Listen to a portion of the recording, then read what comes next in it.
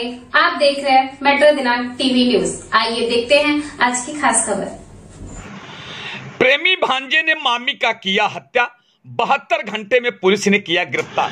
नाला सोपारा में एक महिला की हत्या का पर्दाफाश करते हुए पेल्हार पुलिस ने आरोपी को दिल्ली से 72 घंटे के अंदर गिरफ्तार किया है।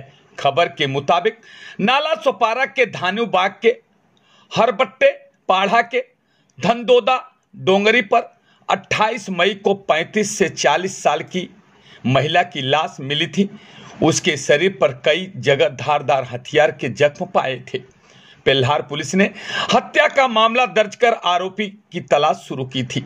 पुलिस अधिकारियों को घटना स्थल से निरोध का पैकेट और स्प्रे मिला। पुलिस ने मेडिकल स्टोर पर जानकारी लेनी शुरू कर दी और पुलिस सफलता पाई। एक मेडिकल स्टोर से सामान खरीदते हुए एक युवक सीसीटीवी में दिखा। महिला का पहनावा मुस्लिम होने के कारण पुलिस ने मुस्लिम महिला की जानकारी इकट्ठा करना शुरू कर दी। धानु बाग के तालाब के पास रहने वाले जिया उल्लाह शाह ने कहा कि उनकी पत्नी 3 दिन से गायब है, जिनका नाम शायरा है। अब पुलिस ने उसे मेडिकल स्टोर का सीसीटीवी फुटेज दिखाया तो उसने बताया कि यह मेरा भांजा है, निजामुद्दीन समी 21 साल का है। पुलिस ने आरोपी को दिल्ली से गिरफ्तार कर लिया है।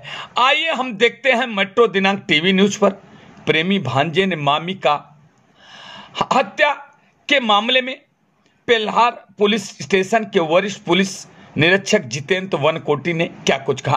24 रोजी सकाळी 9-9:30च्या दरम्यान हरवटे पाडा धानु बाग इथे जंगलामध्ये एक महिलेची डेड बॉडी पडलेली आहे अशी इन्फॉर्मेशन मिळाली।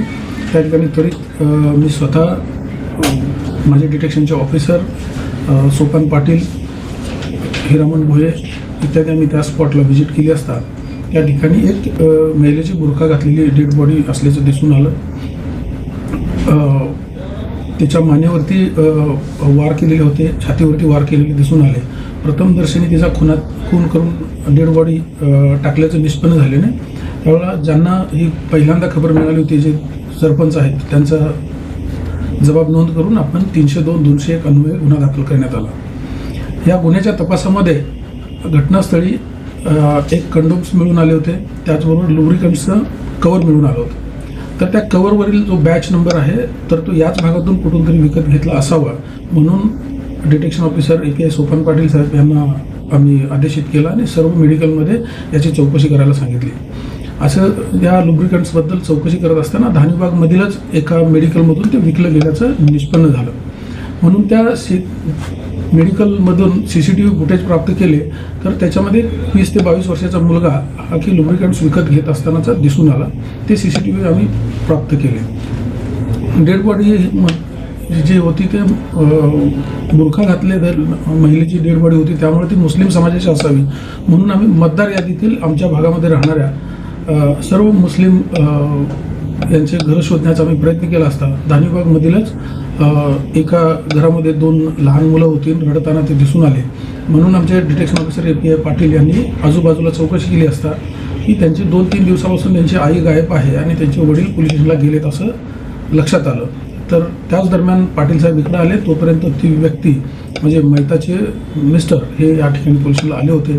त्यांना आम्ही हस्तगत केलेले कपडे, त्या महिलेच्या हातातील बांगड्या आणि तिच्या पायाची एक करंगळी जी लहान होती ती आम्ही फोटोग्राफ्स दाखवले असता त्यांनी ते ओळखले की त्यांच्याच पत्नीची ती डेड बॉडी आहे। पण तरीसुद्धा अधिक खात्री करण्यासाठी आम्ही जे हॉस्पिटलला डेड बॉडी प्रत्यक्षात पाहण्यासाठी पाठवून दिलं आणि त्यांनी ती डेड बॉडी ओळखून ती त्यांच्याच पत्नीची असल्याचं सांगितलं। त्यानंतर त्यांच्याकडे केलेल्या चौकशीमध्ये त्यांचाच सख्खा भाचा याच्याबरोबर त्यांच्या पत्नीचं अफेअर आहे असं निष्पन्न झालं आणि त्याचा मोबाईल नंबर प्राप्त केला।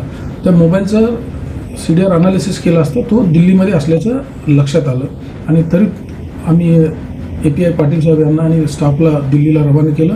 त्यांनी काल रात्री ताब्यात घेऊन सकाळी माझ्यासमोर हजर केलं। त्यांना आज अटक करण्यात आली आहे। मान्य न्यायालयासमोर गुन्ह्याच्या पुढील तपासाकामी कस्टडीचं रिमांड मागण्यात आली आणि ते 10 तारखेपर्यंत पोलीस कस्टडी रिमांड देण्यात आली आहे. हत्या करण्याचे नेमके कारण काय सर?